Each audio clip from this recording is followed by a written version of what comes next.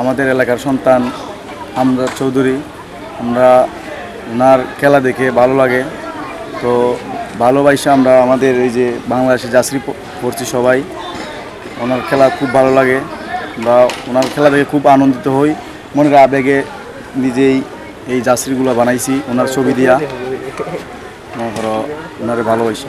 আমাদের হামজা ভাই এই দেশের গৌরব, আমাদের গৌরব, এবং এই দেশে আসবেন ফিরে বলে আমাদের অত্যন্ত খুশি এবং আমরা আনন্দিত।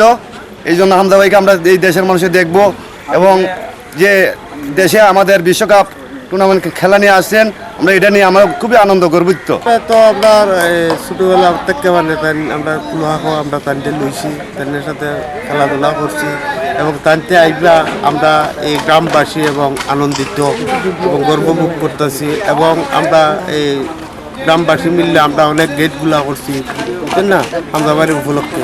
এবং তাই বাংলাদেশের পক্ষে খেলবা আমরা খুব সৌভাগ্য যে আমরা অনিলের দোয়া করি আরও ভবিষ্যতে যেন অনির দ্বারা আমরা এই বাংলাদেশ আগাইতে পারি, ওটি কামনা।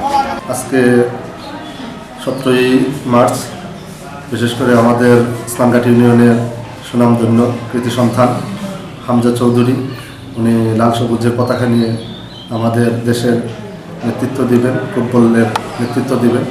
আমরা ইসলামঘাট ইউনিয়নের পক্ষ থেকে ওনাকে সাধুবাদ এবং অভিনন্দন ও শুভেচ্ছা জানাচ্ছি।